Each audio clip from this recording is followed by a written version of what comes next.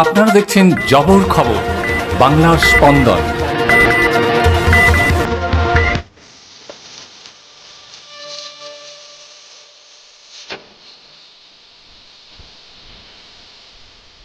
সাত সকালে যুবকের দেহ উদ্ধার ঘিরে চাঞ্চল্য, ঘটনাস্থলে পুলিশ।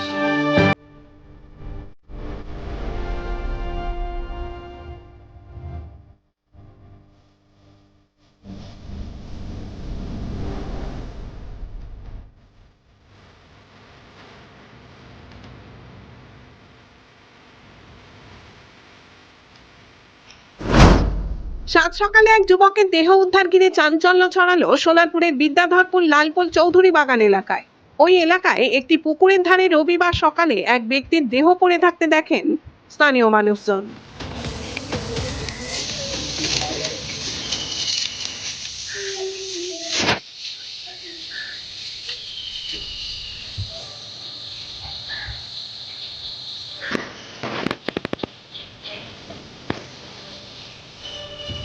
ছোটবেলা আমি কাজ যাবো বলে উঠেছি, তা এই ওনার সঙ্গে যে থাকে যার সঙ্গে উনি বলে যে আমার কাছে ফোন করেছে, বলতে দিদি তোমার ভাই গেছে তোমাদের বাড়ি।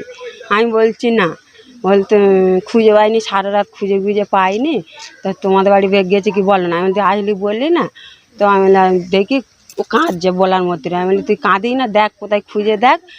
তারই মধ্যে সকাল হয়ে গেছে, তখন 5টা বাজে। তো খুঁজে খুঁজে খুঁজে খুঁজে এখানটা এসে পেয়েছে, বলছে এদি তোমার ভাইয়ের পেয়েছি। আমি বলি দেখ ডাক্তার ঘরে নিয়ে যা, বলতে কেউ নেই, আমি একলা আছি। তো আমি বলি একলা আছি, কোনো আশপাশে ঘর নেই? বলছে হ্যাঁ। আমি তাদের ডেকে নিয়ে আয়, হাত পা কালা হয়ে গেছে, বেঁচে আছে কি জানতে আছে দেখ।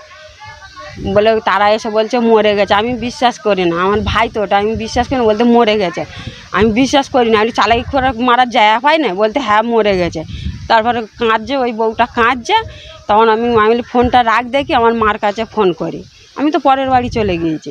তারপর আমার বাবা মার কাছে ফোন করে বললো, তারপর ওই কাকিরা জেঠারা সবাই এসছে। আমি একটু আগে এসে এসে দেখছি ওই শুয়ে আছে, মরে পড়ে আছে। আমরা তো রাত্রিরে কি হয়েছে এসব তো আমরা জানি না।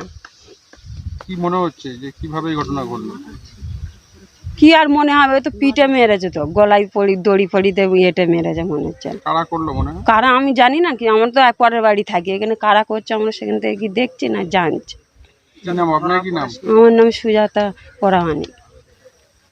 হ্যাঁ, কি হয়েছিল কি?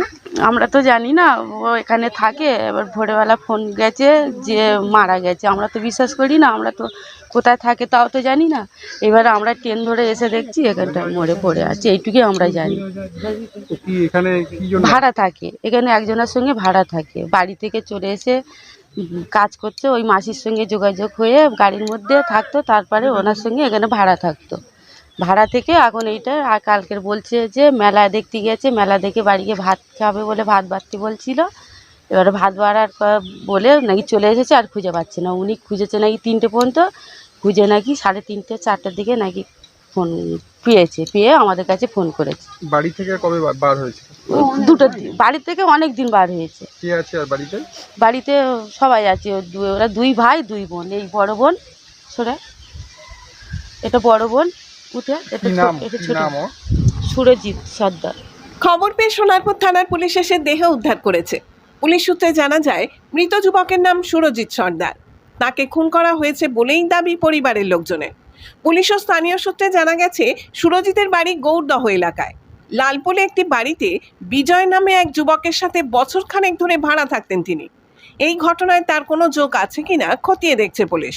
পুলিশ সূত্রে আরও জানা গেছে, এদিন সকালে সুরজিতের দেহের পাশে মদের বোতল পড়ে থাকতে দেখা যায়।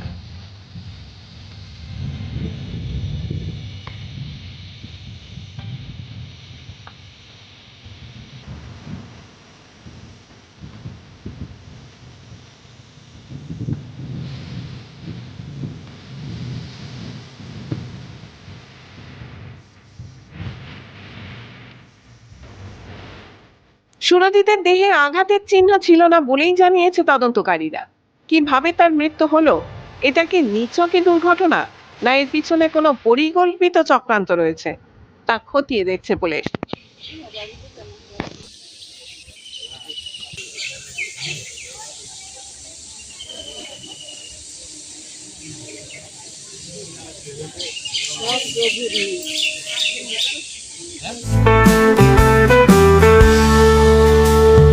চোখের যত্ন নিন, চোখ আপনার অমূল্য সম্পদ, আপনার চোখকে রাখুন নিরাপদ।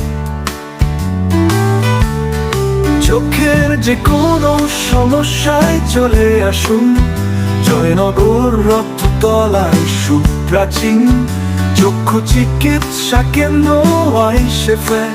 চক্ষু চিকিৎসা মানেই আইসেফ, জয়নগর রক্ততলা মোড়।